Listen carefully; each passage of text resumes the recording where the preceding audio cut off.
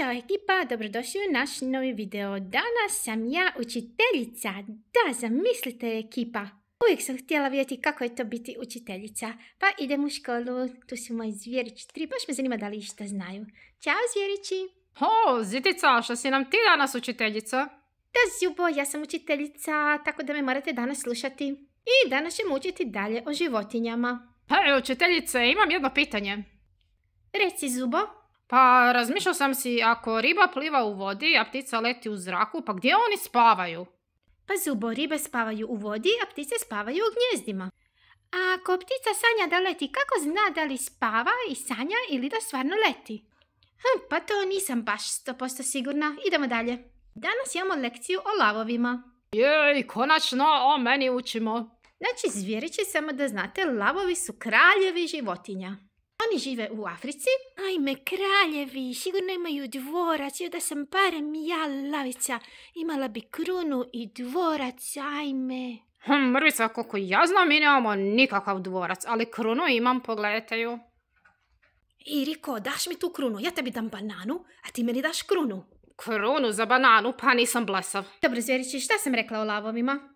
Pa da žive u dvorcu i da imaju krunu i svi im služe. No šta ti je, Popi, pa uopće to nisam rekla. Ups, ja sam tako skužila. Joj, uopće me ne slušate. Dobro, lavovi žive u čoporima. Znate šta je čopor? Ja znam, čopor je kad žive u skupinama kako bi lakše lovili plijen i došli do hrane i obranili se i tako dalje. Točno, Žu, znači žive u čoporima i love svoj plijen. A zašto oni uopće love plijen? Pa zašto samo ne naruče picu ili bananu? Pa zato što nemaju mobitel da bi naručili. Da, lavovi se ne znaju koristiti mobitelom. Kako će naručiti picu kad ne znaju koristiti mobitel? Ja za to znam. Ama nemoj, zašto si onda stalno ne naručuješ picu nego hvataš tu Popi i ostale Zvjeriće? Pa ja volim onako živo, pravo meso. Dobro, Zvjerići, pa uzbiljite se. Kakvi mobiteli naručivanje pice? Jer sam ja lijepo rekla da lavovi žive u čoporima i da tako love svoj plijen. O tome sada učimo, a ne o pici i mobitelima. Pa dobro, mislim da nam je dosta za danas. Dosta smo naučili o lavovima, o čoporima, žive u Africi, imaju dvorce, naručuju picu, ne znaju na mobitele. Ja mislim da je to sasvim dovoljno za danas. Šta vi mislite, ostali Zvjerići? Da, dosta nam je škole za danas, ajmo kući. Ne možete još ići kući, nije još zvonilo. I sada je vrijeme za jedan kviz. Ko zna, Zvjerići, koja je najveća kopnena životinja? Ja, slon. No, ja sam veći lav. Ne bi baš rekla, Riko, da si ti veći, mislim da su slonovi ipak najveća životinja. A i mi žirafice isto, mi smo najvišlje životinje. Učiteljice Zita, znate što je mene uvijek zanimalo? Ako slonovi, na primjer mrvica, ima tu svoju surlu, gdje je onda nos? Nikako mi to nije jasno. Pa Zjuba, gdje je tebi nos? Tu vidiš ove 2 točkice, to mi je nos. Pa ekipa slonovima je surla i nos, i ruka, i noga. Oni sve rade sa surlom. Znači, ako kihne, može nekoga ošamariti ili da odletimo onako kako si ti mene ošamarila tamo na moru. Da, zato ti je pametnije da joj se ne približavaš. Idemo dalje, ekipa. Stalno neka glupa, smiješna pitanja. Idemo malo na matematiku. Ako imamo 3 jabuke i dodamo još 2, koliko jabuka imamo? A što ako jedna jabuka pobjegne? Joj, Zubo, jabuke ne bježe.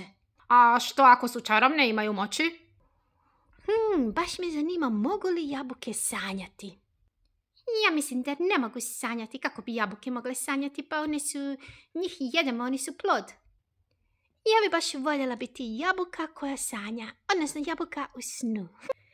Dobro, ekipa, dosta je bilo. Joj, umorila su me ta vaša pitanja. Sljedeći put pišemo test i morate svi ponijeti olovke.